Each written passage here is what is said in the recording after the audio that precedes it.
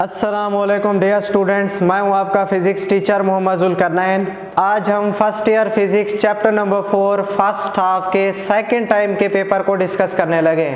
सबसे पहले इसके एमसीक्यू को हम डिस्कस करते हैं। पहला एमसीक्यू है हमारे पास, the area under the curve of a force displacement graph represent. Force displacement graph का जो एरिया है, तो उसके लिए देखें ये हमारे पास ग्राफ बना हुआ है फोर्स और डिस्प्लेसमेंट के बिटवीन। एरिया इसका हमने बताना है किसके बराबर होगा।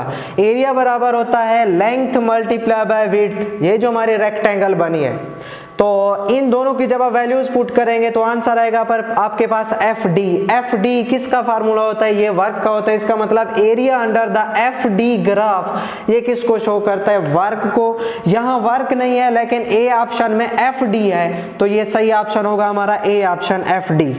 दूसरा MCQ, how much work is being done by upward force when person holding the pail moving forward. Pail बाल्टी एक बकेट है जिसके पास जो उस बंदे ने उठाई हुई है और आगे की तरफ मूव कर रहा है। तो सपोज करें ये हमारे पास ये एक बकेट है, बाल्टी वगैरह है, पेल वगैरह है, इसने इसको अपवर्ड फोर्स लगा के ऊपर की तरफ उठाया हुआ है और फॉरवर्ड मीन आगे की तरफ जा रहा है। तो डिस्प्लेसमेंट ये कवर हो रहा है फॉरवर्ड, फोर्स किधर लग रही है? अपवर्ड लग रही है। इन दोनों को देखें, ये दोनों परपेंडिकुलर है। जब परपेंडिकुलर होंगे तो एंगल कितना बनेगा? 90 डिग्री।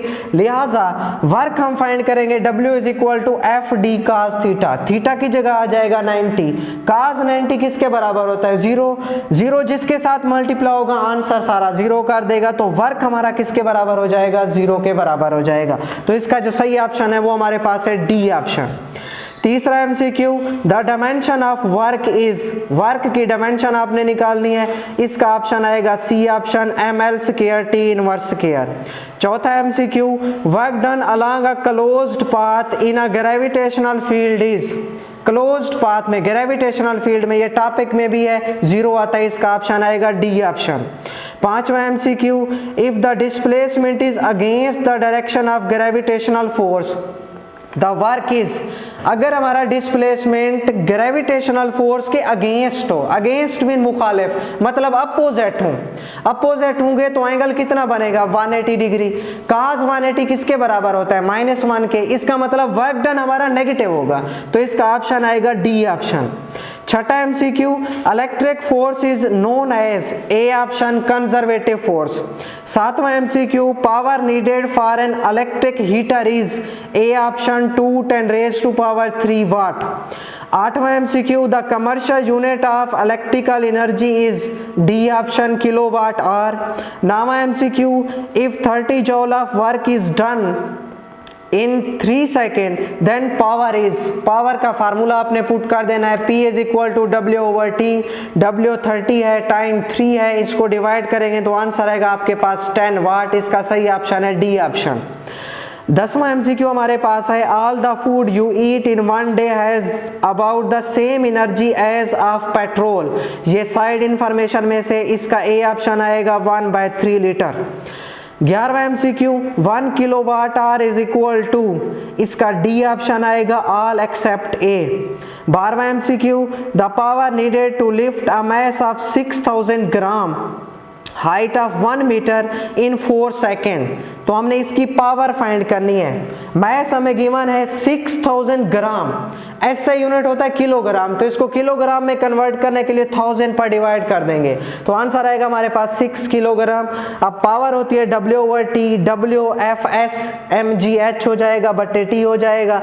मास हमें गिवन है 6, G की वैल्यू 9.8, हाइट हमारे पास है 1 मीटर, टाइम हमें गिवन है 4 सेकेंड। यहाँ ये सारे पुट कर देंगे, इसको सॉल्व करेंगे तो हमारे पास आंसर आएगा 14.7 वाट और इसका जो सही ऑप्शन है वो है बी ऑप्शन।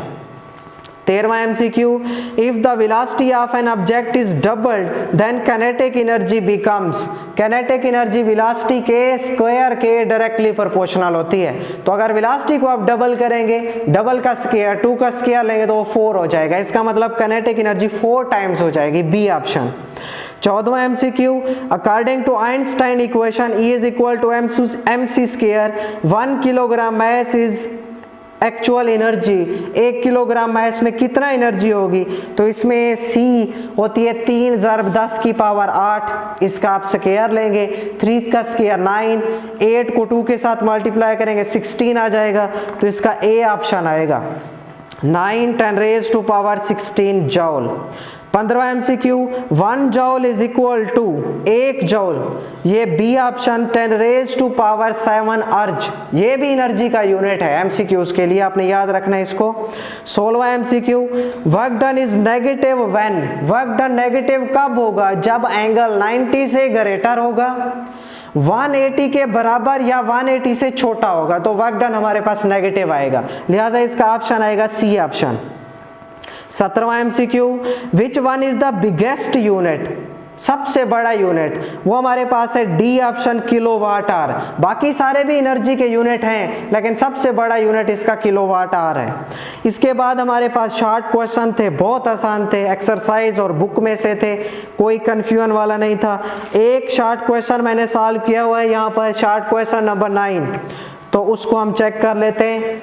काइनेटिक एनर्जी हमने फाइंड करनी है। काइनेटिक एनर्जी का फार्मूला है हमारे पास 1/2 mv²। मैस जो आपको गिवन है वो ग्राम में है, इसको पहले आप किलोग्राम में कन्वर्ट करेंगे। किलोग्राम में कन्वर्ट करने के लिए 1000 पर डिवाइड कर देने, 500 था, 500 को 1000 पर तकसीम करेंगे तो वो बन जाएगा 0.5। वेलोसिटी हमें गिवन है 200 का आपने स्क्वायर ले लेना है। इन सब को जब आप कैलकुलेट करेंगे तो हमारे पास आंसर आएगा 10,000 जॉल, या इसको हम लिख सकते हैं 10 किलो जॉल, क्योंकि ये 10 की पावर 3 बन जाएगा, 10 की पावर 3 किलो के बराबर होता है। इसी तरह हमारे पास जो शॉर्ट क्वेश्चन नंबर 9 है वो भी अभी हमने सॉल्व कर दिया। शॉर्ट क्वेश्चन नंबर जो 10 है इसमें आपने पावर फाइंड करनी है, वो भी इसी तरह से power is equal to W/T mgh/T, ये फार्मूला आप लगाएंगे तो आपके पास आंसर आ जाएगा। और जो लॉन्ग